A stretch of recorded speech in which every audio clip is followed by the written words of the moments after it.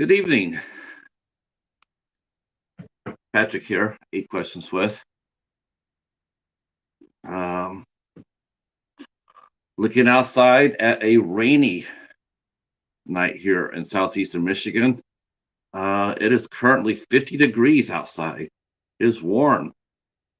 This is the lull before the storm, though, because uh, tomorrow we are expecting to get another snowstorm, anywhere between 5 to 9 inches of snow. So basically, we're going to get about 2.5 inches to like 5 inches. We'll see. So tonight's guest um, is Sandy Johnson, actress Sandy Johnson, who anybody who's a horror fan knows is a horror icon. Um, she has appeared. Hey Keith, how are you, sir?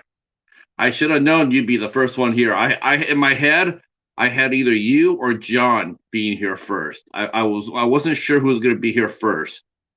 Uh, but I knew one of you two was going to be here. Uh, so our guest tonight is Sandy Johnson, who is a horror icon. She is a living legend. Um, she has played Judith Myers, Judith Margaret Myers. That's right. I know her middle name, character's middle name. Who played Michael Myers' older sister, who was killed in Halloween. She is the first victim of Michael Myers, so she will forever live down in horror history for that. But Sammy Johnson's a lot more than that. Uh, she has done a lot in her life. A lot of it we don't know. Um, she started out very young. She was a Playboy playmate who did a pictorial, and she moved on to movies after that. And right when she was on the cusp of doing movies, I mean, she was right there. I mean, she had some really fun movies underneath her belt. She stopped. She walked away from it. Um, she went to school. She got her master's degree.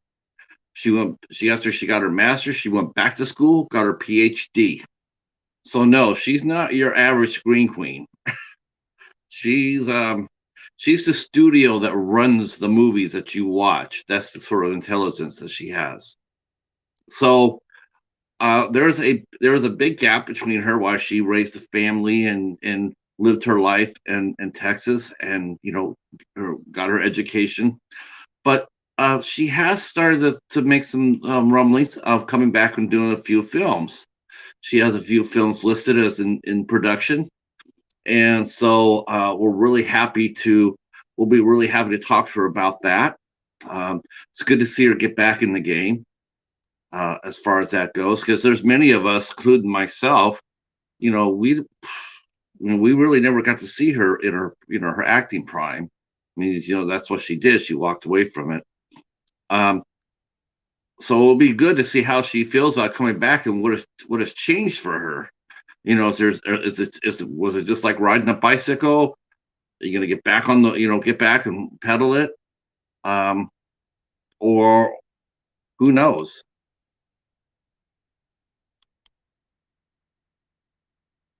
It's gonna be really interesting to see to talk to her about that.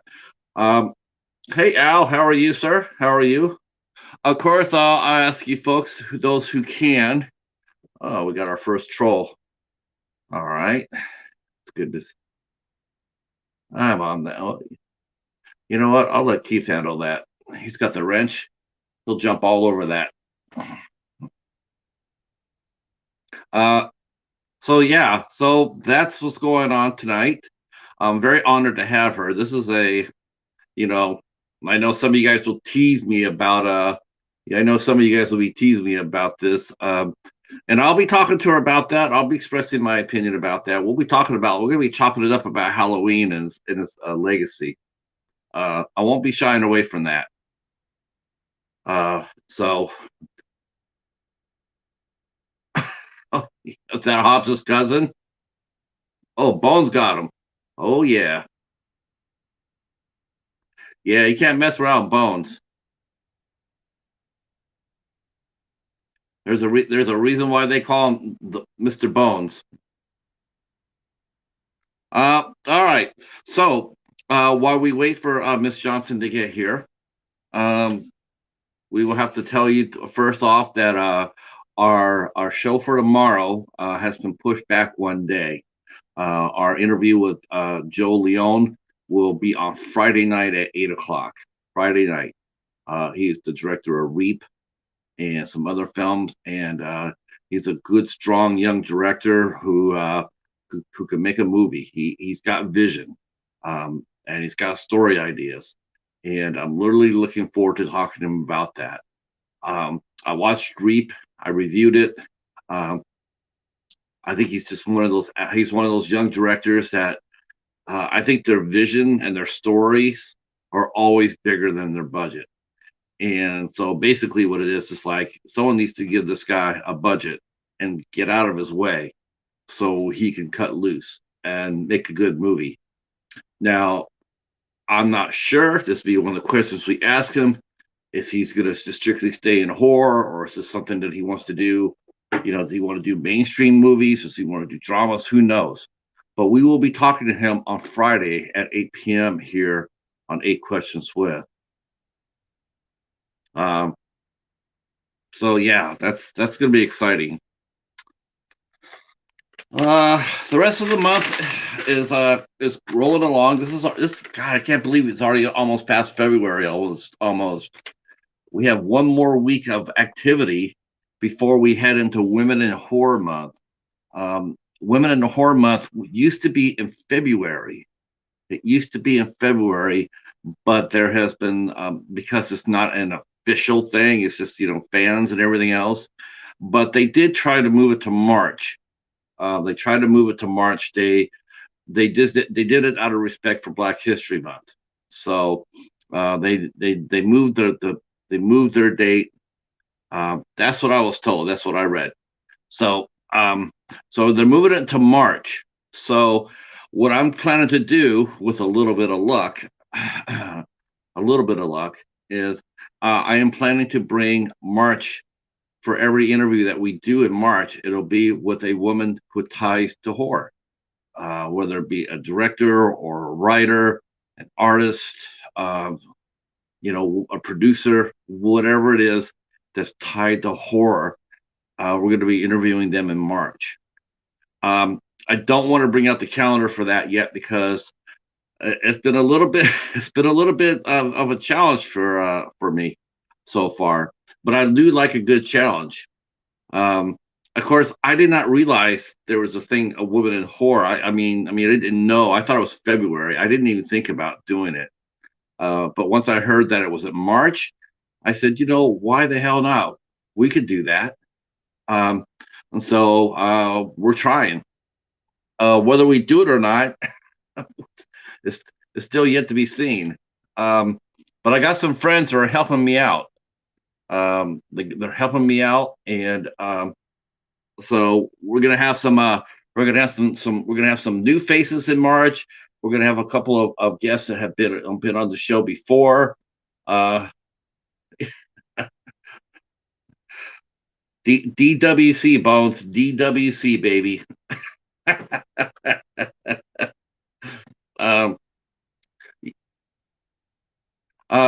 Yeah, that's gonna be interesting because as far as booking the month, because I do the show three times a week, and not only do I got the 3 days a week book, but I got some double headers too.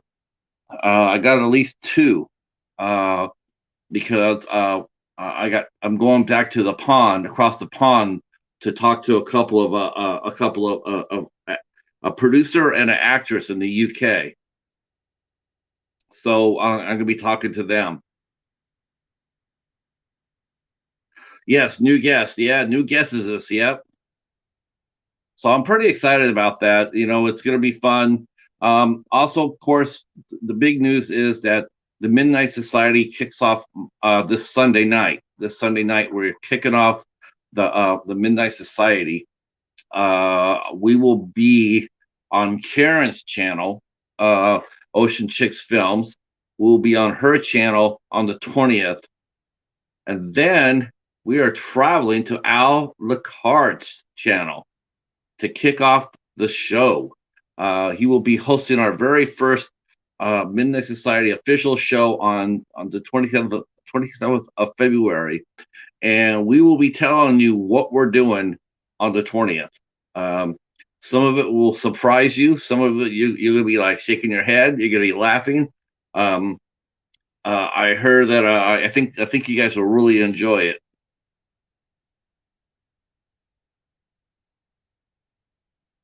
And of course, the cheetah wants to come over and say hi. You can't come over here tonight. That's a no-no. You can't ham it up. So the Midnight Society is going to be okay. So the midnight hour moved this time slot from Sunday nights from 10 o'clock. They moved it to Thursday nights to 10 o'clock. Obviously, from what we're hearing, there was people that missed us on Sundays, so we spun off the Midnight Society. So it's going to be myself, and it's going to be Karen from Ocean Chicks Films, and it's going to be our good friend Al Lecard, who's in the chat there. And we're going to be taking over the show on Sunday nights from 9 p.m. to 11 p.m. on Sundays. It's going to be a 2-hour show. It's going to be fast. It's going to be more horror driven. So we think you guys are going to be surprised with what we come up with. So I'm really excited about that, and we got some big ideas we got cooking along. Whoops, and there's our guest. Okay, buddy. Good boy. All right.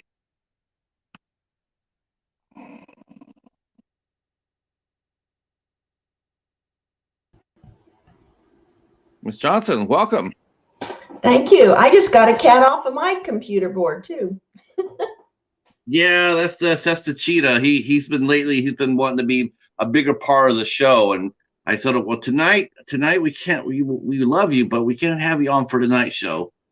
So he understands. Very honored to meet you, ma'am. Very honored to meet you, Sandy. Nice to meet you too.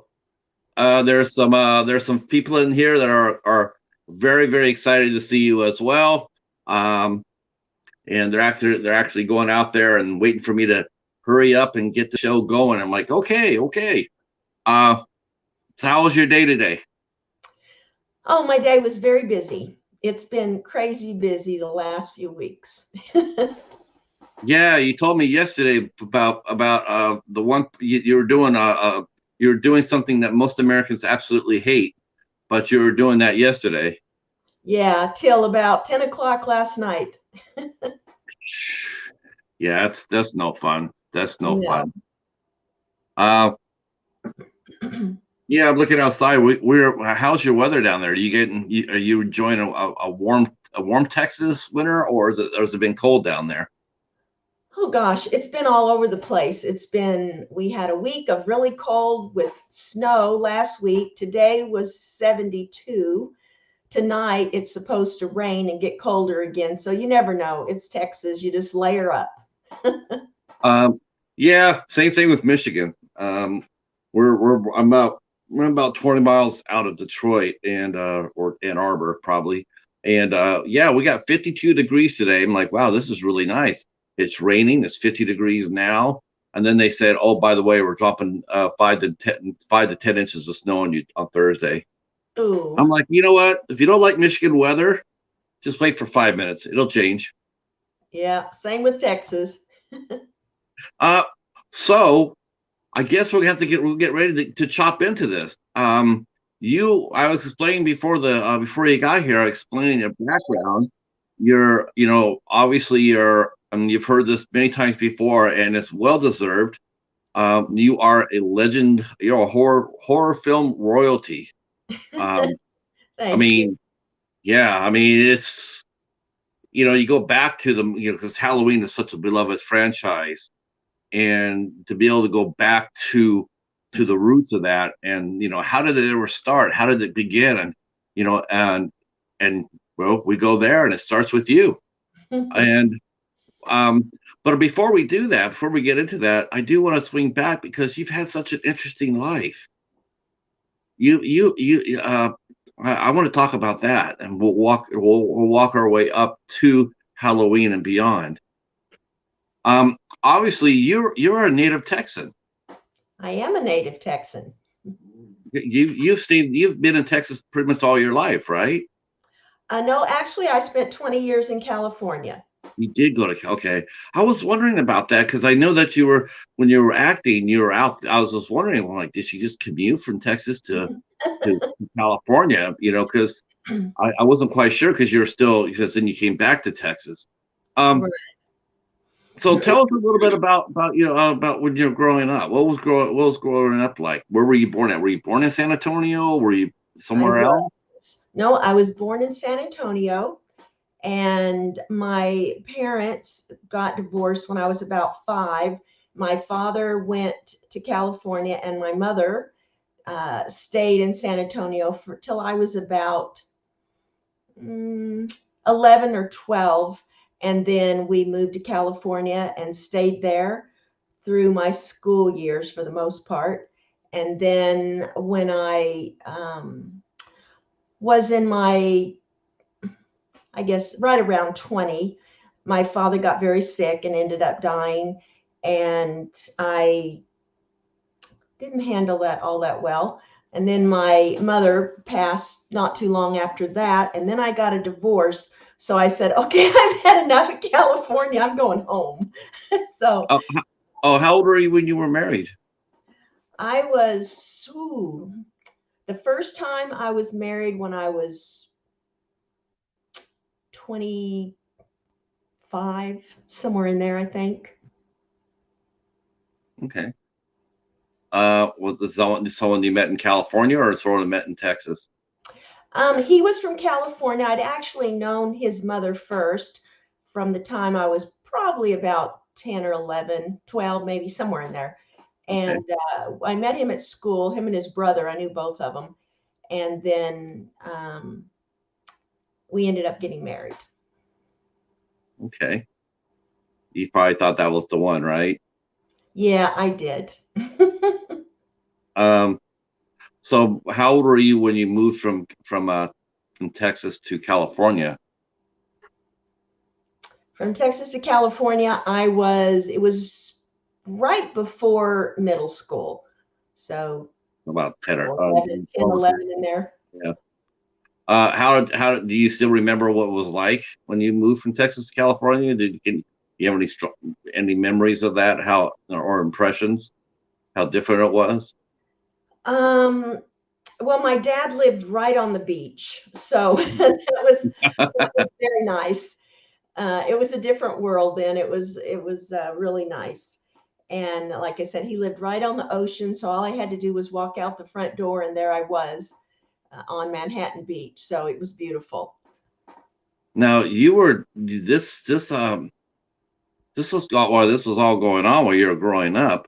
Um, the Vietnam War was still going on. It wouldn't wind down until 75. Right. Um, so I only mentioned that because you were discovered by Playboy. Were you discovered on the beach, or did someone spot you and offer you the magazine, or No, actually, what happened, as I mentioned before, my dad was very sick, and there was a treatment that we had hoped for that was in Mexico, and it was rather expensive. So I was trying to think of a way that I could make money to get help for him. So I had a friend who said, you know what, you should get a hold of Playboy. So that's what I did, and they ended up using me. So that's how it happened. I went to them. wow. But I'm sure you probably heard this from many veterans, but I'm sure you gave many of them comfort over in Vietnam. Um, people don't realize how important the playmates were during that time. Yeah, It's I'm sure that's true. yeah. Did you ever go on any USO tours? No, I wished I had. I was still in school and doing different things, but if I'd been invited, I'm sure I would have left school to go. I'm My sure you would have father too. was uh, Army, my uncle was Air Force, my son was Army, and my husband was Navy. So Yes. I Yeah, would, I sense that. When that's the first thing when I most of the centerfolds during that time. I mean, you see about that Vietnam and whatnot, and how important they were. I mean, it was a different time back then than it is now.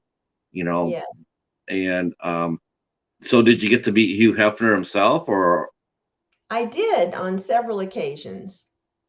okay? How was he? What was he like? I mean, you were what 20 years old when you did your magazine, right? Right. He was very nice. He was a great host. He had a lot of parties at his mansion, so I was always invited. So it was a lot of fun. You could get whatever you wanted to eat. You could swim. You could watch movies on his big screen. I mean, it was a wonderful place to have an open invitation. And he was just very nice always.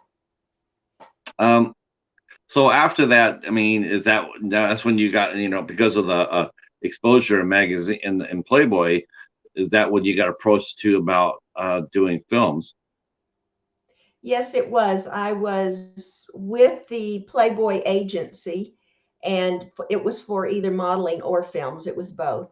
So, of course, I got a lot of other modeling jobs, but I also started getting films from it. So it was a great boost. Um, well, now, were you big into, were movies in Hollywood? Were they, when you were, you mentioned how you did the magazine for your father, and that's extremely noble. Um, was that something you had thought about before doing the magazine? Had you thought about becoming an actress? Did you think about getting into Hollywood, or was school hadn't was your I hadn't thought about doing the magazine. I had, of course, thought about movies because I had been doing drama and dance and choreography and all of that stuff since middle school. I'd always loved that.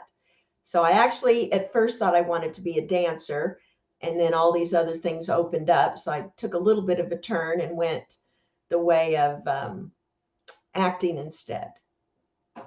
you mentioned you were in school. What school did you attend to in Southern California? I was at Santa Monica College when I first started school. I was actually training to be a landscape architect in addition to, Oh, wow. I had a backup plan. Yeah, So, yeah, good for so anyway, you.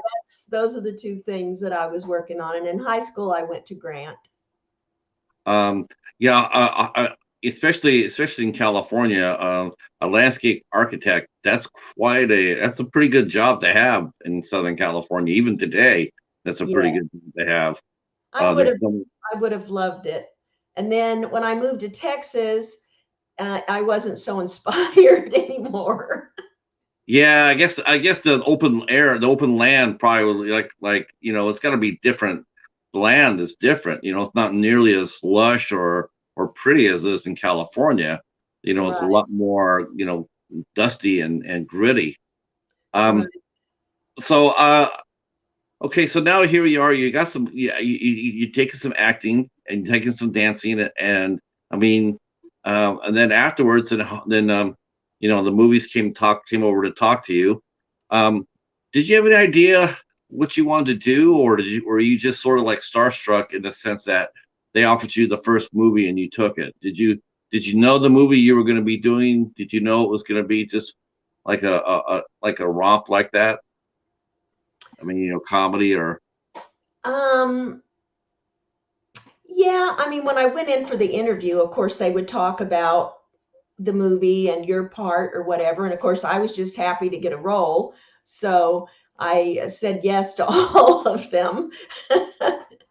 And for the most part, I'm happy I did. They were all a lot of fun and led to other things and made great memories. So yeah, that's basically what it was. so.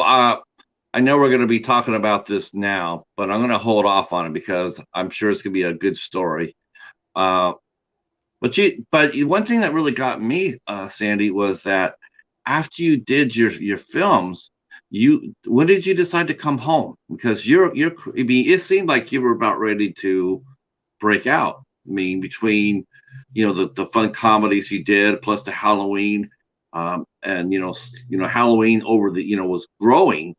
It was Hmm. the popularity was growing. I mean, I think your last film was in '79, and Halloween 2, I want to say, came out in 80, 81. I mean, you were just right on that verge. Right. Why did you walk away from it? Well, there were several reasons. One, that I had lost my dad and my mom, and I was very close to both of them. So I was struggling with that. Mm.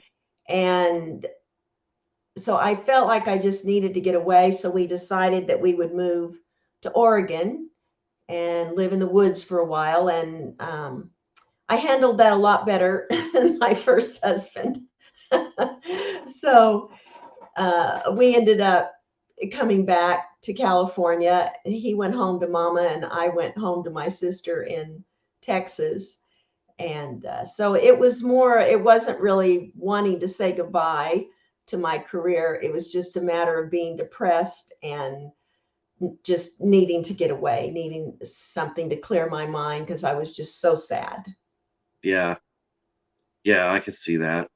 Um, but you weren't an only child. You had three sisters, right? I Or have did. three sisters. I Yeah. had four sisters, one of which was adopted out. So I never actually saw her until I was an adult. The others were, two of those were half sisters and lived other places. And then my one sister lived in California. So, she spent a lot of time in Oklahoma. So I didn't see any of them just a whole lot later in life until, of course, as I got an adult, then I got to see them more. But yeah, they weren't really there at that time to help comfort me. Now, did you were you your dad's caretaker? I mean, were you the caregiver? No, I had a stepmother who did take care of him. He lived in the Salton Sea, which was a Mhm. fairly good drive from LA, which is where I worked, a regular job. And so I would drive out there as often as I could to see him, but it was hard with my work schedule to actually be there to take care of him. That is not that is no small trip from LA. I'm from Southern California, so I know where you're talking. And yeah, that's a Salton Sea. That's a long pull. Yeah, and I drove it a lot, but I couldn't stay long. Mm. What you missed. I'm just admire you. You're so young and have to deal with that. That's just it's not easy.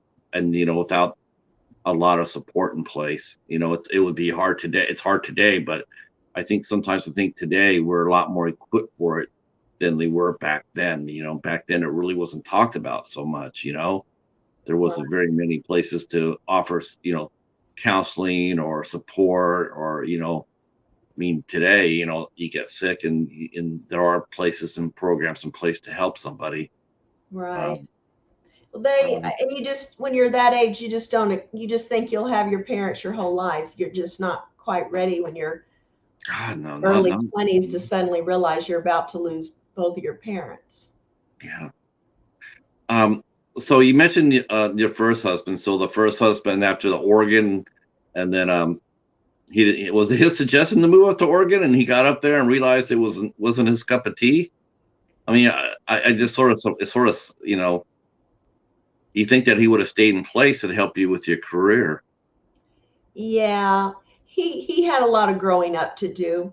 I Okay. was fairly mature for my age. My mother had been mentally ill on and off, and I had been her caregiver for many years. So you get mature pretty fast when you're doing that stuff at a young age. From probably the Yeah. age of 10, I was pretty much taking care of my mother. So um, he wasn't mature enough really to handle any of that. I'm sure he grew up and became a fine man, but at the time he was not prepared for living in the woods. Um, it sort of blows my mind, Sandy. I'm just thinking about this. I'm thinking about how, it's what they say. You see a duck swimming, and it looks so easy for them to, but underneath the water, their feet are paddling like hell. And to me, it's just like here you are. It looks on paper like, here you are. You're glamorous. You're a Playboy playmate. Now you're doing some movies, but when the lights aren't on, you're you're, you're amazing. You were doing things way ahead of your time, taking care of your parents. Doing what you could to help your dad, all at your young age. I mean, I'm far more impressed with that. I'll be honest with you. I'm just blown away by that. I had no idea. I'm impressed. I'm sure that people in the chat really are impressed too. It gives a whole new perspective to who you are. You know what I'm saying? I mean, people see you as Judith, but when they hit, so all of a sudden we're digging here a little bit, and we actually see what you had to go through to get where you're at. It's just damned amazing. Um. So. Uh. I guess we'll get into it. We'll chop it up a little bit. So tell us how Halloween came about. Halloween came about because my agent called me and said there is a film they're making called The Babysitter Murders, I think it was originally called, and they're looking for some ladies, so they would like you to come over and interview for that. So I did go to the interview. It was in a house. I'm thinking it was one of the house that they used in Halloween, although I don't remember which one. But it was in a house. It wasn't at the studio. And of course, John Carpenter, Deborah Hill, and everyone was there. And we did the interview. They had me read a few different parts, and they had me scream, which was Oh, weird in a residential area. And then you get any I cop cars roll out for that? so I left and thanked them. And within a couple days, my agent called and said I had been cast as Judith. Um. So this is like Halloween's like your wow. Let's see. According to this, Halloween's your third movie. Third movie. Of course, no one knows the impact of it as of yet. Now, at that time when you were being, auditioning and going out for parts and whatnot, what kind of movies were you watching? Were you a fan of? Was there any actors or directors that stood out to you that you inspired you, or you looked up to, or admired their work? I was really a horror movie fan. That's kind of what my girlfriends and I did. We liked The Exorcist and Psycho and Shining. All of those were what we watched. I remember that the most. Um, oh, the Shiny. Mm. I love the book. I love the book. I love The Shining. I liked the early Stephen King very much, so I was a big fan of his when I was at that age. I read everything he came out with. I was always bummed out what they did to the movie. So what was it like meeting John Carpenter? Were you just was in Deborah Hill? I mean, those two were at that time they were cutting their teeth as well. They weren't as well known then as they were after the movie. So were they anxious to you? Did they seem to know what they were doing? Was it rushed? Um, The audition part, was it just like okay, we got her down. Let's get somebody else in here, or was it a nice relaxed environment? I don't remember being rushed, so I think it was much more relaxed than it would have been like at a studio or someplace when they're doing cattle calls. So it wasn't like that. And working with them, I never felt that they were unprofessional. They definitely seemed to know what they were doing and what they wanted and how to get there. So it was also a nice set to be on. It was a very busy set, but it was a good one. So you were sort of ready for it because you already liked horror films. What horror films when you were watching back then that actually stuck with you that scared you besides The Exorcist?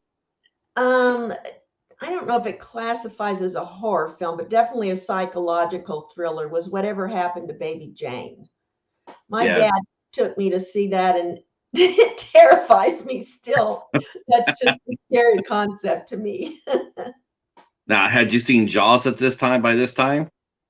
I had not, but Jaws also, it was funny when I saw Jaws, it was the night before I was leaving for Hawaii. Not good timing. The whole time I was in the water, I would get out there and I would hear the theme, the Jaws thing in my head.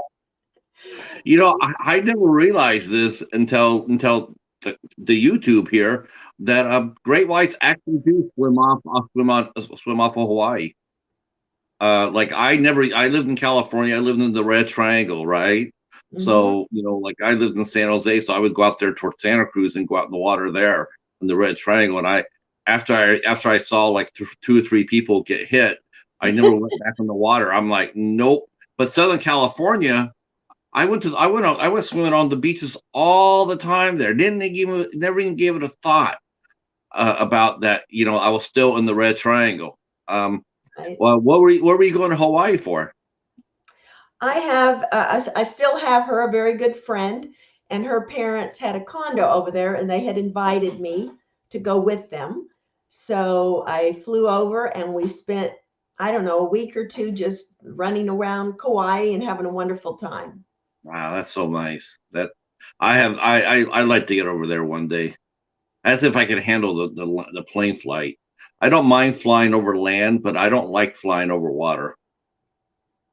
Yeah, Um, watch a movie. uh, yeah. Uh, okay, so now you're on the set. You're doing Halloween. Did you have any inclination at all about what was happening there that you were making history? Do you have any inclination at all? No, Yeah. no, I was just making a film and happy to be doing it. Um, so when did you notice that movie started taking off? When it started taking off, because back then in the 70s, I mean, we don't have the thousands of screens like we have today. Back Right. then we just had dozens of screens. It wasn't that much. I mean, I don't know how big of the general rollout was for Halloween. I know it got a wide release, but I'm not sure how many screens it was. But it did slowly start to build a buzz about what was going on. Um, have you ever watched the film? Halloween? Yeah, have you ever watched yourself in it? Oh yeah, many times. What's your personal opinion about it? I mean, do you feel it's a good movie, a great movie? Oh, I think it's a great movie. It's one of my favorites. And I always classify my favorites as those that I can watch over and over and over again and never get tired of watching. So it's definitely one of those. No, it's a No. wonderful film. It has so many great aspects to it that you just don't see anymore. Uh, what if you could change two things in that movie? If you could change two things. Oh, here, let me ask you this question because we all want to know. I want to know what your opinion about this is. Is Michael Myers human or supernatural?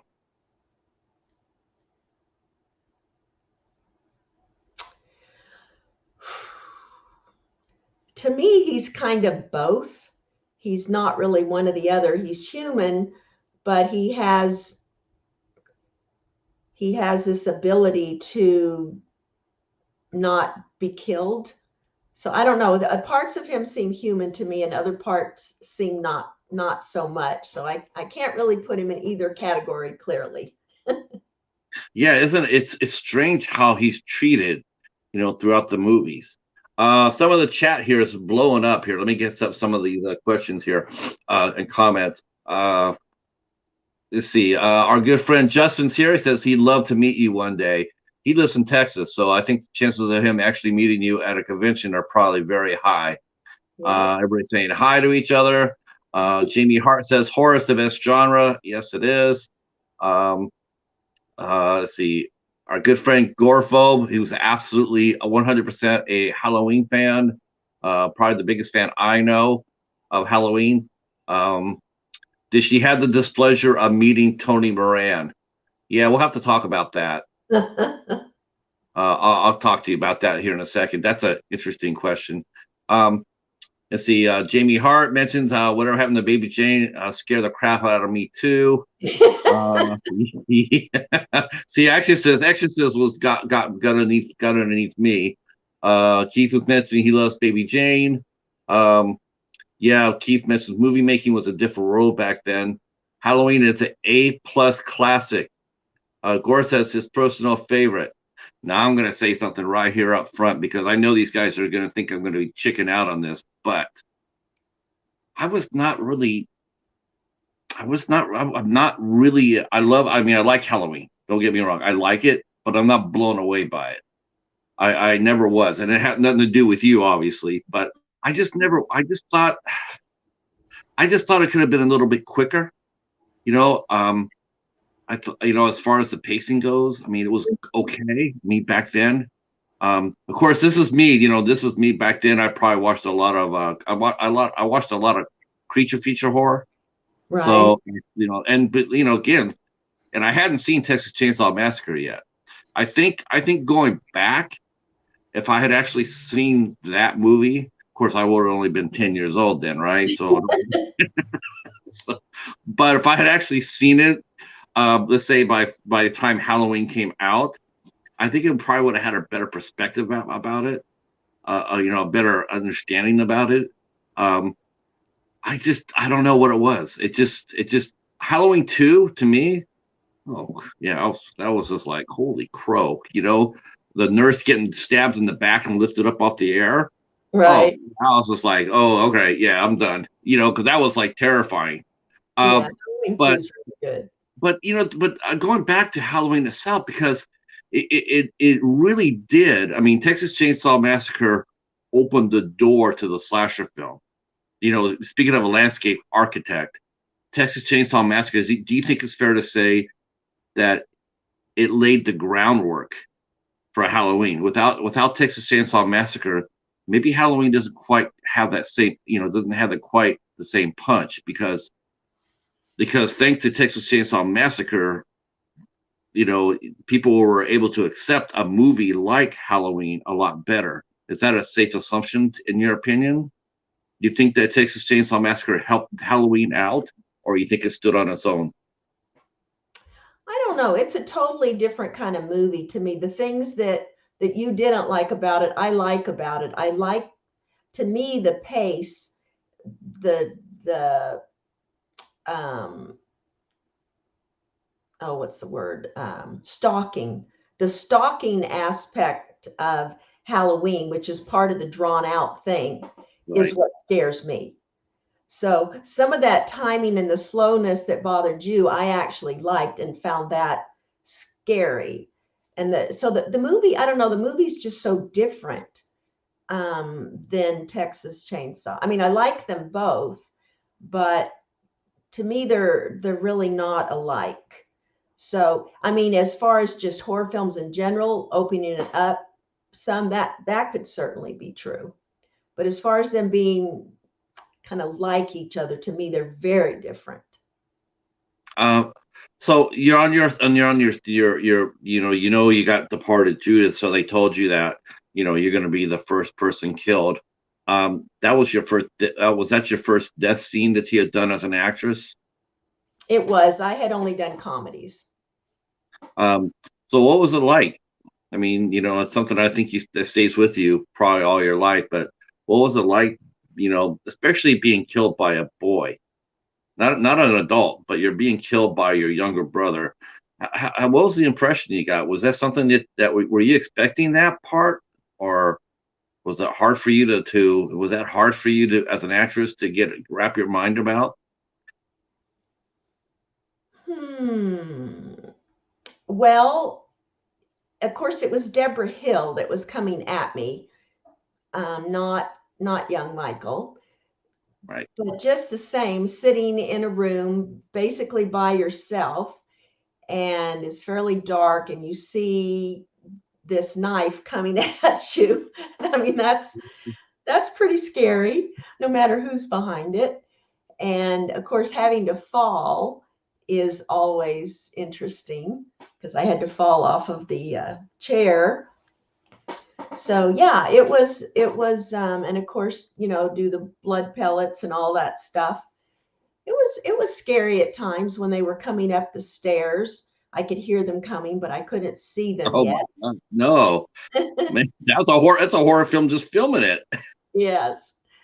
So Um, uh, so now after the movie, now between the first one and the second one, when you heard about the second one, I mean, when did you know? When did you know that what you guys had made was going to last? Had started to create a life of its own. well, this is the part that the fans always have a hard time believing, but it's the truth.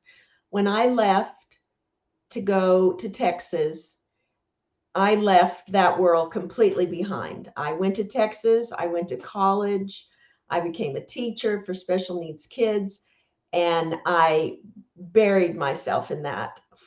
Then I got married and had kids of our own. So through all that time, I never had time to watch any movies or do anything. And I never really thought about Halloween again until my current agent found me. So that Hmm. was 3 years So ago. you never kept up with all the movies or whatnot. I had no idea that the Halloween franchise had so many films and was so popular around the world. I had no idea until he called me and started telling me this stuff. So I mean, you walked away from your career. I mean, you just, I mean, was it any one particular reason why you just left it? I mean, you were just so close. I mean, did you think about coming? Did you think about once you got to Texas that once you landed there, you could pick up something, or locally, do theater maybe or anything else, or did you go from there to school right away? When I first got to Texas, I actually did check into getting an agent and some other things in Dallas, but it was just so far and so much traffic. And I thought, I may drive over there for, you know, 20 interviews and never get a job. And I just thought, you know what, I'm going to have to figure out something else here. I can't live with my sister forever. So that's when I decided to go to school and become a teacher. Um, what school did you go to? What college did you go to? I went to Texas Christian University, TCU. Horned Frogs. Uh, uh, yeah, you got your master's there, right? I did. Mhm. Yeah, I don't think people know this about you. Well, probably some of the maybe. Well, you know what? Probably, but um, you got your master's degrees. I guess that was in teaching, right? And then It you was. went back and got your PhD. I did. I mean, that's just that's awesome. Mhm. What was your like for the time that you during that time between the time your agent found you and the time you left? I mean, what are some of the things that really made you happy? Whenever my agent found me a few years ago. Yeah, I mean, like when you went to school and Mhm. before your agent found you, I mean, Uh-huh. what was your life like? I mean, you got married, you had kids because you mentioned a son. I mean, were you just a normal housewife? And did anybody have any idea who you were? Did you ever mention it to anybody that I that did that not. I did not mention it to anyone. No one knew except for my sister that was here and my husband. But my kids did not know. Yeah, nobody knew. I was a teacher and I didn't want, well, first of all, I didn't want to lose my job. I liked my job. right? So I did not reveal my past. Um, Um, Now, did anybody recognize you from the magazine? no. Wow, it's sort of sad to say, isn't it? Isn't it sort of sad to say that back then you would be in fear of your job back then, and here we are today, and you still have to live in that environment. Yeah, It's it's sort brutal. of, but yeah, it sort of is, isn't it? Hmm. So Um, no, I did not Nobody knew. I was very happy at this point. I loved teaching. I loved the kids. I was a science teacher, so I loved hands-on science and just had a great time with the students. It was perfect for special needs kids. Let me catch up with the chat again real quick. David saying hello, Patrick and Miss Johnson. And our good friend Joe, the horror man, is here. Mighty Joe. Hi everyone. Hey Joe. See Jennifer Tochi. The lovely Jennifer Tochi is here, and she says hi. Hi Karen. Karen's here. Wow, yeah, horror nation rollout. I love that, Mr. Bones. Absolutely, absolutely. Glad everybody's here.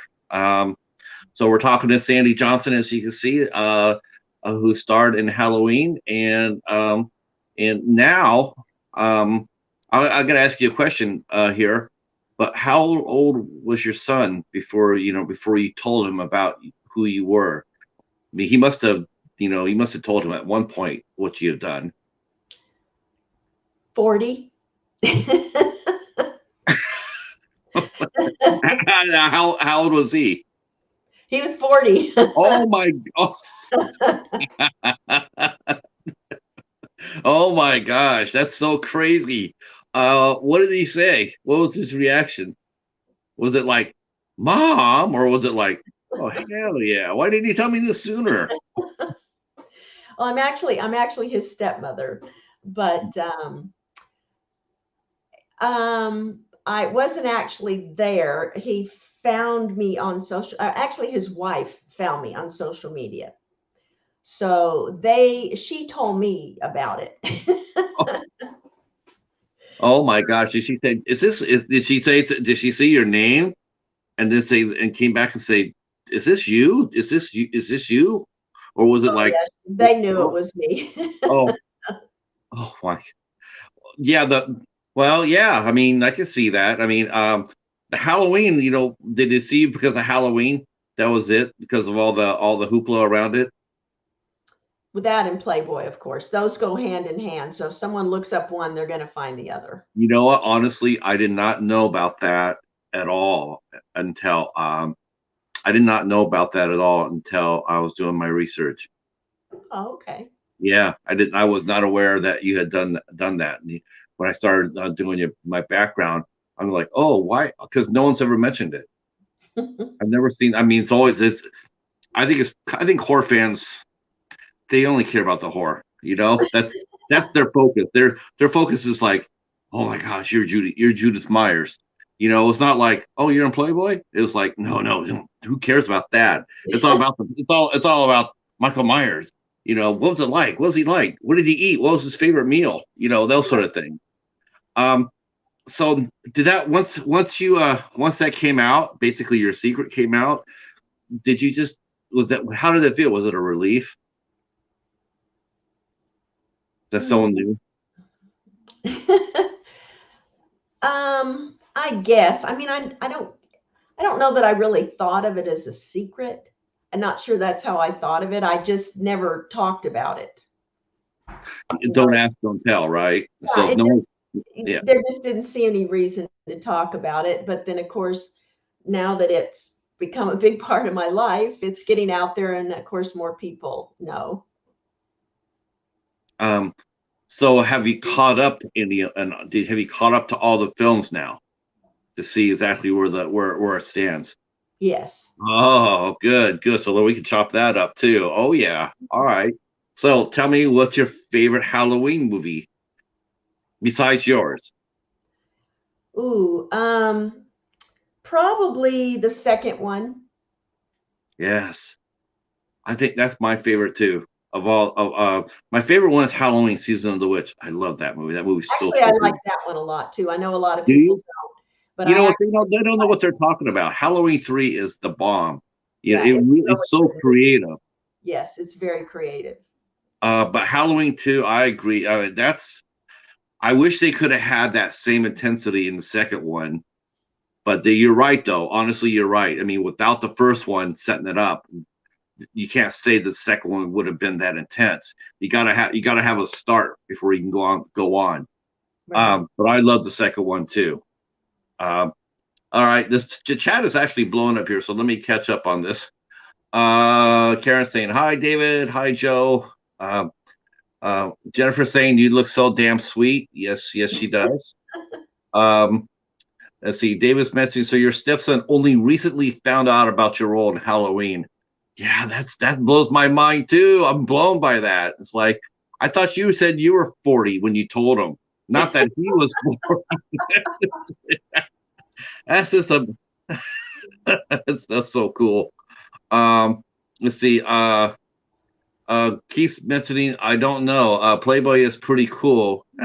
Yeah, it's cool. It's cool. I mean, um, but I think most people like I don't think the average horror fan knows that. I mean, if you walked up and said, "Tell me about Sandy Johnson," they're going to tell you, "Oh, her name's Judith Margaret Myers.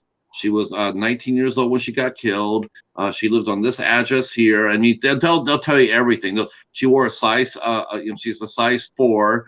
She wore, they'll tell you this stuff. They actually know this. In fact, if I asked Keith here, agoraphobe, he would tell me all that information. Um, let's see. PJ's cool too. PJ Souls. Now, did you get to meet PJ Souls and Jamie Lee Curtis um, on the set? I met Jamie Lee on the set. I did not meet PJ on the set, but I have done several cons with PJ. She usually sits right next to me, and she's an absolute delightful lady. Yeah. She is such a cutie. She is. She did Rock and Roll High School with the Ramones. Yeah, Uh, she's yeah, adorable. she Mhm. really is. Um, Keith's saying he wants to meet PJ so bad. Hobbs is here, flashing pumpkins and knives. Thank you, Pops. See. Uh, see. Jennifer says that you and I agree on. Okay, yes. See, there you go, Jennifer. Hobby Lobby. See. Oh, yeah. Oh, at Hobby Lobby. Okay. So the second one is your favorite movie. Now, has there been any movies in the franchise that you were just like, like watching Buster Rhymes try to take out Michael Myers? Did you just look at that scene and go like, yeah, that ain't happening? Um, I know that fans will probably hate me for this, but I didn't care much for the last one. Oh, Halloween Kills. Yeah, Yeah. you know what? I think it really comes down to the first question I asked you about. That is Michael Myers human or is he supernatural? Because it Right. really is. You really got to define that because I thought they ended the series on a high note when they did H2O. I thought if they had ended the series right then and there, it would have been, Jamie Lee Curtis, killing him, and because her character has been dragged everywhere, and I've always felt like it's been really unfair because she didn't do anything but babysit. She's not Right. related. Yeah, she's not related to him. There's no reason for him to go after her. And yet he's for some reason, it's her, and it's just like, but she was just a babysitter. It's not like she conjured you up or dug you up from the grave and reanimated you or anything. Stuff that you'd get mad at mad at her about. She just Right. happened to be there. Um, so I agree with you about the Halloween Kills, but it only to the point where because you just don't know what he is.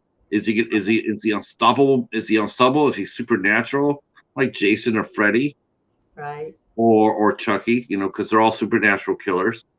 Or is he human? Like in H 2018, I mean, there are definite scenes in that movie that I found terrifying and that stick with me. I just don't have any of those from this latest film. It didn't leave me with any of those things. Well, I take that back. The opening scene. The opening scene is amazing. But after that, it wasn't the same. Like in 2018, there are things throughout it that I remember. But with this one, I don't know. I mean, I'll watch it again. Maybe next time it'll hit me differently. But I thought the opening scene was the best. as someone involved with the franchise, Sandy, and as a character in the franchise, how do you want it to end? How would you like to see it end? Gosh, boy, that's a tough one.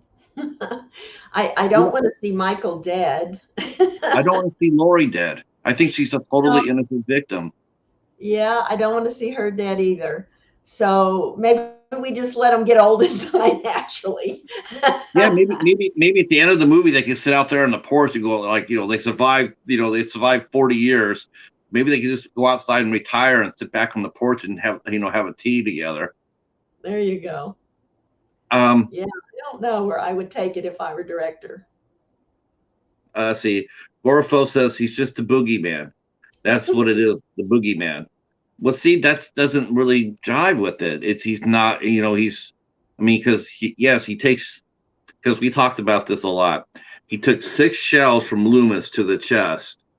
He gets up and walks away from that, but Lori puts a coat hanger in his eye, and he's acting like it's the end of the world. you know, it's like he's like, okay, so you claw on your face for the coat hanger, but 6 shells in the chest is like, oh, that's a scratch. It's just it's a little confusing. It was sort of like confusing to me when you see that. It's like, okay, so what is he? I don't think they've ever truly defined what he is. Whereas the other franchises, you do know what they are. Jason Supernatural, Freddy Supernatural, the Tall Man, Chucky. We all know what they are. They're all unstoppable. They're just going to go forward. But Michael, we just never know entirely. It all depends, I guess, on the writer and the director, huh? Right. Did you watch the Rob Zombie? Did you watch his 2 movies? And what were your thoughts on that? I didn't watch them. I have a friend that is my she kind of advises me because I'm not into extreme gore. And so Mm. she said that I probably wouldn't like them, so I didn't watch them. Okay, so knowing that you know now, which horror movies do you like best? I mean, did you watch horror throughout your years in Texas when you're a school teacher and going to college? Did you keep up with horror films during that time, or was that just something you just never did? You never No, did. I never had time to do much of anything except lesson plans. Right. Now you mentioned you taught special need kids. Right. That's a very noble calling as well. Um, what kind of satisfaction did you get out of that? I got a lot of satisfaction out of it. I had wonderful students. Several of them I still follow on Facebook and such. They're yeah, they were amazing, amazing kids and a lot of fun to work with. A PhD. When you get a PhD, is that the same as, do you get a doctorate for doing that? So would Yes. you attend? You're technically, well, not technically, but you are Dr. Sandy Johnson. Yes. There you go. The doctor is in. Okay. Just had to. Okay, thank you for letting me get away with that. Uh, so are you still teaching now? No. Okay, so yeah. So let's get back to one other thing here, because you are doing conventions now. You're big. You're like doing conventions. What was your first convention like for you, Sandy? What year was that when you did your first one? It was in Pasadena. It was right at the time when 2018 was going to be released. And it was H40. And Okay. it was uh it was just amazing. I had never seen so many people in one building, so much energy, and a line standing at my table that was so long. Yeah. Now, how many pins did you wear out? Oh, I'm sure a lot. I'm sure too. I Um, mostly wore out my legs getting up and down for pictures, though. oh, right, right. So it was a total blast for you, huh? Absolutely. I had a blast. Now, up till the pandemic, did you keep doing, did you have plans on doing the every convention after that? Because I think I did. the pandemic hit out soon after that, right? Right. I did 2 years, I guess. And then I had a whole bunch scheduled for, what was it, 2020? Yeah. And of course, all of them canceled. So that was a sad year for so many reasons. But Yeah. I really missed the fans. I had gotten used to seeing them several times a year, and now I didn't get to see them. So that was sad. Uh, what was it like for you during the pandemic? Hmm. With Well, especially in the beginning, before we knew, you know, much about it, it was very scary. Of course, we didn't know how bad it was going to get and how many lives were going to be lost, and so it was very scary once we got the vaccine and things started to get back to normal. I started to feel better about it.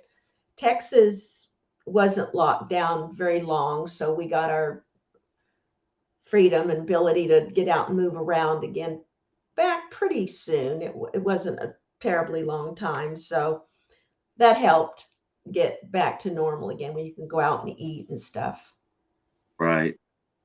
Um, I mean, you felt more comfortable. What I'm sure you got vaccinated, so did that make you feel more comfortable being around people? I mean, you weren't. Yeah, I just we kept distanced away from each other, and when appropriate we wore masks, and we Sure. yeah, once we were vaccinated and just followed simple things. I mean, we always had hand sanitizer and just tried to use some intelligence on what you were doing, and it worked. Some of that was in short supply, though. Unfortunately, right? Yes, but you can only try and be accountable for yourself. Yeah, yeah. Um, I mean, I'm sure that brought back some scary memories for you from from earlier. You don't want to see people get sick. You don't want to see people get you know and suffer. You have a very you can see you're very much have a lot of empathy. It's one thing I can. It's probably my first impression of you is you have a lot of empathy. Um, that's an outstanding quality and something I admire very much. Thank you. Um, so uh, you didn't like the Halloween 2018. So No, let's talk about. I mean, how, 2018 I liked. oh, you liked Halloween Kills. Halloween Kills. You didn't like. Now, what are some of the other movies? What are some of the other movies that you have watched that you would recommend? Like if you seen any movies that you sit there and look at people and say, if I was you, I would watch this movie. Well, let's see. Of course, some of these everyone else has seen forever ago, but I've just gotten into them. So I loved Scream and The Train from Busan. Wow, And yeah, yeah, that was yeah. good. Let's see, what else?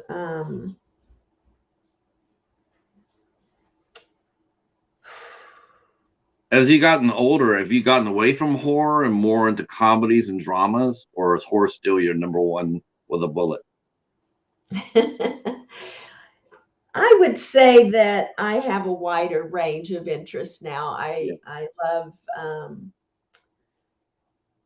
well, I go all the way from Downton Abbey to Yellowstone to NCIS to I'm all over the board. Oh, that's awesome. Yeah, yeah, I can see that. All right, so now we're gonna get to go to the fun part here. Is that you have decided to come back as an actress? You want to get back into the game, and I congratulations for do. that. So how Thank did you. your agent find you? The one that discovered, how does she?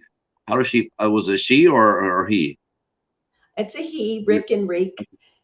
Okay, He how found did he find you? me. He'd been researching for about 8 years trying to find me, and he was able to put a bunch of pieces together and finally came up with me, figured out what I was doing and where I was. And he actually texted me and asked if I was Sandy Johnson, the one that had done Halloween. So he interrupted my Words with Friends game to ask me that question. Uh-huh. Uh, Yeah. did you have a split second to were you tempted for a split second to say no, that he had been mistaken, or were you intrigued and wanted to know more? Um, no, I never thought about lying about it. I wondered why someone, I mean, it was like 10, 11 at night, why someone was Hmm. just like this random person is asking me this question. So it was He just must have, like, what? he must have been in L.A. when No, he I was came. here. Oh, okay. Oh no, I mean he must have been in Los Angeles, No, he was in, where does he live? He lives back east somewhere. and he Uh, called you at 10, or he texted you at 10 or 11. yeah. Wow, you gotta sort of admire that in a way, to go after it. I can appreciate that myself. I can appreciate that. I wouldn't necessarily do it, but I can appreciate it. He must have been, you know what it was? He was excited. He was very excited. Yes. Yeah, yeah. I, yeah, I get that. So, and you said that you were, and he had found you, and so did he fly out to meet you, or do you guys talk do FaceTime like we're doing now? No, we just were messaging back and forth for quite a while. He was trying to catch me up on what was happening with the franchise and that I actually had fans all over the world. And I'm just sitting there going, what? Yeah, So yeah. yeah, he was just filling me all in. And then he told me that he would like to be my agent for signing at cons. So that was my night. I just went, And you're what? going. Did you know had you ever been to a convention not as a guest, but just to go? Had you ever been to a convention before? Not like that. No, not a horror convention, business conventions and stuff, but Yeah. not horror. Um, so what does your husband think when this all of a sudden came to light that this agent found you and wanted you to get it back, get going again? Did he turn around and support you? Was he excited for you? Yes. Initially, he was a little frightened, I think, that it wasn't real and that, someone was just Scamming you, scamming you. yeah, Yeah. somebody bad. So we did a lot of research online and stuff. We checked out Rick and his website and um, talked to some people and found out no, he was actually what he said he was.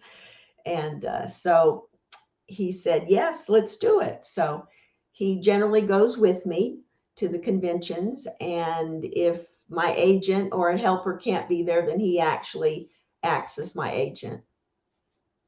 I'm just gonna let you know right now that if you're doing a cons in Texas, I'm sure Justin will be a good helper. If you do a con in Kentucky, I can vouch for David's Horror. If you do a con in Rhode Island, I can vouch for Joe. If you do one in Ohio, I can vouch for Mr. Bones and Hobbs Horror. Believe me, it's hard finding helpers, isn't it?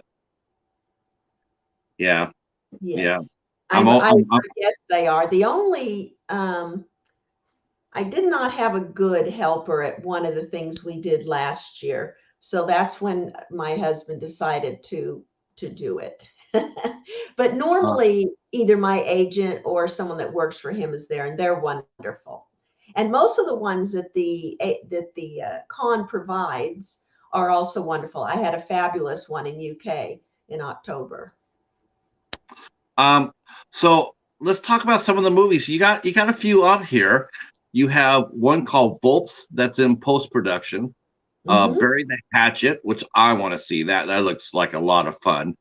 Um, You got that in pre-production, and you got Executioner in pre-production, and Creeps at the Gym in pre-production. So how did it? What was it like? I have Pardon me? one other one, and it's a Western.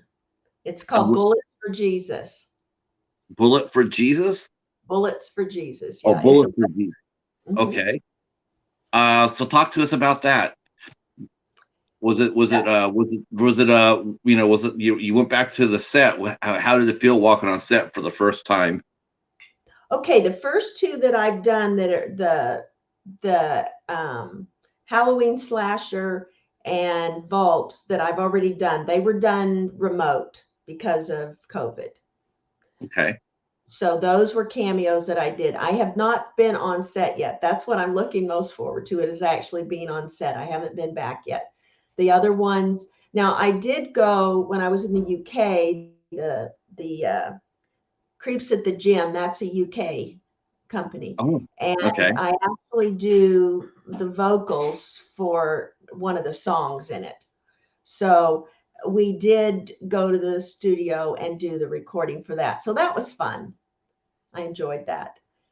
But I haven't actually been on set for the films yet. I think the first one, I'm not positive, but I think the first one that's going to film is the Western Bullets for Jesus, and that's going to film in Texas. Right. Okay. Um, I'm going to turn around while I got you for a little bit. I'm going to turn around and let everybody ask some questions. So people can start dropping questions, and we'll start feeding them to you. Because I know there's going to be a lot. So I don't want to monopolize the time. I want to give these folks here in the chat plenty of time to. The Cheetah wants to say hi.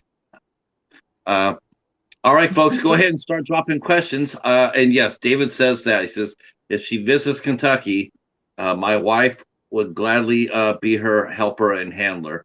Yeah, that's trust me, that's a really it's a cool thing. Sorry. Now, if you would have had this guy here, you would have lived. You would have been in all the Halloween movies if you would have had him here. Tell her, Cheetah. Yeah. Yeah. Oh, I love orange kitties. Huh? I said I They're love the, orange kitties. I know they're the best, aren't they? Mhm. Do you have pets yourself? I do. I have a big Maine Coon sitting right here to my left. Oh, man, I love Maine Coons. Mhm. What's your cat's name? His name is Starbuck. Let me grab him. Look at that. Look at that. See, Sandy Johnson's a cat person. Holy There's crow! my big boy. Wow, look, he's beautiful. He Thank is you. beautiful. He's a good boy. I have a sister too. She's somewhere else though. All right. Have you had enough? All right. He's big. I mean, that's a Maine Coons are. Yeah, look Yeah. how handsome. Now, Yeah. is the other one named Apollo? The other one is named Latte. Latte. Okay. I thought for a minute I thought we're gonna get the Galactica moment here for a minute. No, we got Starbucks and Latte. Yeah, David's saying orange cats are the best. You can tell which one of us were orange cat fans. I do love, one of my favorite cats ever was Orange. Yeah. Okay, guys, here's your chance. Drop some questions. I know I didn't ask them all. I know that. I know I did not ask every question. I saw you when you did your interview with our friend Sean Patrick Urshan. Mm-hmm. I just want to let you know that he would have been here tonight, but he got lost in the horror corner. So that happens a lot. He gets lost. We all get lost. You know, when he has a stream or whatever, he says, "Come over and watch my videos." We all want to go there, but we always get lost in the horror corner, and that's what happened to him today. All right. Let's see. Okay. I think everybody's trying to. I think they're shocked that I asked for people to drop questions. I'm surprised Keith's not asking like 20 already. What do you think about the horror films of today? Do you think that do you think they've gotten, are there any horror films of today any actress of today that you like that you've admired? Hmm.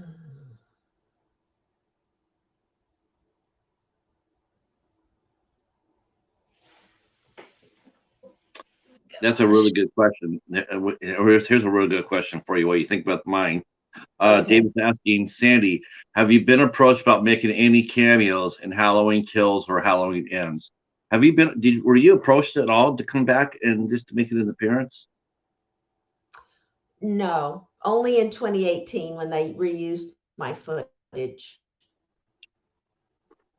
Um, yeah, that seems to me like it would be really interesting to me, especially in Halloween Ends. It would be very interesting to me to see if to help establish what Michael is. It would be very interesting to have you come back and just like in his mind's eye, see where he's been and see where he's going. If you could figure out what happened to him to make him what he is, Right. it'll be very interesting to see him have flashbacks to his killing you, and because that really was the basis of everything. It's the start of everything. Everything that happened it started with you, and that's what Right. makes your role so iconic. It's like without you, there is there's nothing.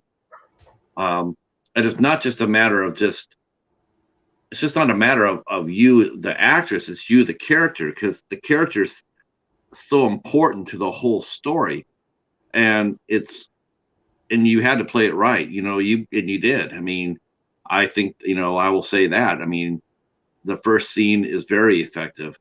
I don't think we've seen a scene like that since, until we saw maybe Scream. And Right. let me ask you a question here, because I have this debate with a lot of the folks here. What did you think of the first scene in Scream? Did you think it for the movie? Did you, because it was supposed to be a satire on horror films? Did you think the first scene was a little over the top, or you think it fit the movie? Okay, remind me of the first scene again. Drew Barrymore's character gets brutally killed. Basically she gets gutted, eviscerated in her Right. parents' wonder. Right. Do you Okay. think that scene was just a little too intense for that movie, or you think it fit? I think it fit. I've always Yeah. had a problem with that. I mean, with that scene. I mean, compared to the rest of the film, Right. I just thought it was so brutal. I just, It was very cool. I mean, it was like absolutely just like holy crow. Um, okay. Here's a question from Keith, or from Al. Um, have you had any? Have you seen any of Hannah Hall's? Have you seen any of Hannah Hall's performance of Judith? And what did you think of it? I guess that must be a fan film. Hannah That Hall. wasn't she wasn't the one in Rob Zombie, right? What role? What role was she play? What movie was she in? Al.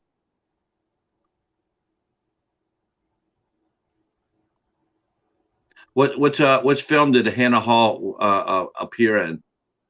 Okay, here's one. Here's one from Keith.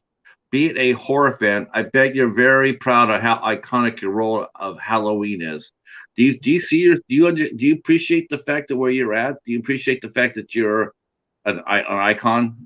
Of course. Awesome. I am extremely proud that I was able to play Judith and that I can now connect with the fans and represent John Carpenter and Deborah Hill in the film. I mean, being able to represent that is crazy. I mean, it's wonderful. And I'm very, very happy and proud to do that. It's important to them. It's important to the fans and now it's important to me. That's a really good question. I think you should. I mean, I always say you should always appreciate your place in history. I mean, it's only 1 minute, and it's yours. Hmm. Um, Joe Messi, see, Joe says he loves the opening scene in Scream. It hooks you in. Just, I, let's see. let's see.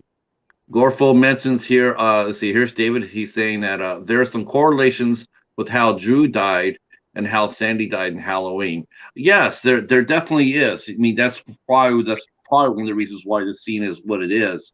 But I mean, um, would you have liked to have seen yourself get killed in that manner in a movie like Drew Barrymore did, or did you like her death scene, or do you think yours was more effective? I think I prefer mine. Yeah, I do too, Sandy. Honestly, I do too. Yeah, I it's a little bit of a shadows. You're not entirely seeing every single thing, and it's just it leaves a little bit more to the imagination. Whereas Drew's was just, I don't know, it's just something about that just really bothered me. Yeah. Um, yeah, okay, so I agree with that. Keith says yep.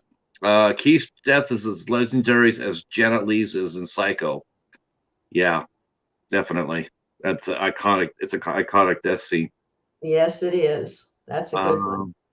Um, yep.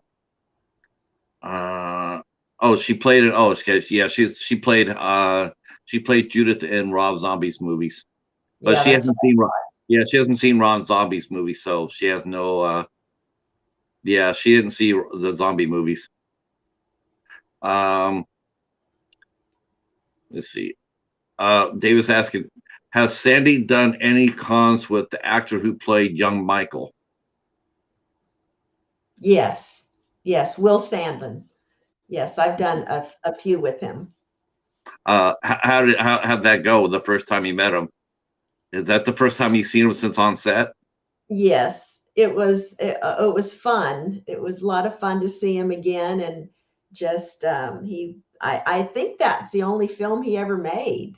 So it was interesting to see him and talk to him and of course take pictures with him. We get a lot of pictures taken together. But yeah, he's a great guy. Um, let's see. Yeah. So let's why they're going to come up with a few more questions, I'm sure. So, is there anybody who you would like to work with now? I mean, is there anybody that currently working today that you would like to share a scene with, or a director that you'd like to work with? Well, one of those wishes has come true. I really wanted to work with John Rain and uh, Deborah Lamb, and I've got that. That's Bullets for Jesus. So Okay, that's cool. Another one I'd like to work with that I love is Felissa Rose. So I'm hoping that that will work out. I hope so too. Yeah. That would be And nice. I think those two are maybe Brink Stevens would be nice. So, and there's You, others, but you and yeah, Brink would have a lot in common. that, You guys are both extremely highly educated. I'm not sure. I know she has a master's degree in oceanography, I believe. oh, Uh, nice. yeah, I'm not sure she got a PhD, but I know I know she got a degree in oceanography, and that's what she was before she became an actress. Um, let's see. Okay. Oh, Hannah was also young Jenny in Forrest Gump. I didn't know that. Keith Really, saying that's Alicia is interesting. awesome. Yep. So are you looking forward to the end of the? I mean, obviously I asked you that before, but are you excited for the end of the? Do you think it will be the end of the franchise, Sandy? You think, or do you think or you think the money will dictate if it goes onward? Yeah, I think it'll go onward in some form. I don't know how, but I would be very surprised if they just ended it. Yeah. All right, folks. Don't forget about the Dario. Oh, I think Keith wants you to work with Alexandria Daddario. I think everybody wants to work with Alexandra. She's really cool. She's really a cool looking actress. I love her eyes. Um, all right, boys and girls, I'm going to let you get out of here, Sandy. I want to thank you so much You're for welcome. coming out. They all know my social media. I'm going to put it all down and be beneath in the description box down below. I'm going to put it all down there. And so we'll put your Instagram. What else do you have? Instagram. You have Instagram. a Facebook page. I do have Facebook, and I also have a website where people can get autographed photos or send stuff in to be autographed, or just different things. They can watch all my podcasts. Okay. I'll get that from you. I'll make sure that gets put down. Is it your name? Is it sandyjohnson.com? No, it's unicornsandyj.com. Okay. Unicorn. Wait a minute. You don't know Duke the Unicorn, do you? Oh No, my. I got Unicorn was the name my agent gave me because he said I was a magical, mythical creature that he thought he would never find. Wow. Okay. Well, I'll have to send you. I'll have to send you a picture of our friend Duke the Unicorn, a close personal friend of the show, and Cool. yeah, you'll really like Duke. Yeah. I want to really thank all our guests, all our chat here. You guys have been outstanding. Thank you for your questions. Um, Feel free to share this interview out on your social media. It would help the show. If you're new to my channel, please give us a sub, hit the notification bell, and more importantly, leave comments down below. That really helps the show. Um, Once again, Sandy, thank you so much. I hope that after you get a couple movies underneath your belt, we're gonna have to do this again, so we All can see right. about So we'll catch up with you after you get done on your first movie that you're on set with. We'll come All back and right. do a catch up. Well, Um, thank you. Thanks everybody for coming to watch. Thanks for introducing us to Starbucks. And tomorrow, we'll be back here on Friday, boys and girls. We'll be back here on Friday. We'll be talking to a very young and talented director, Joel Leone. He'll be here with us at 8 p.m. He directed a film called Reap, which is a movie that is very. He's a really good young director. I'll send you the link to the show if you would like to see it. He's got vision. Um, and that's it for us. I don't know what else to say other than thank you so much. Stay right where you're at, Sandy. To the chat, thank you guys so much. We'll see you on Friday. Peace. Bye.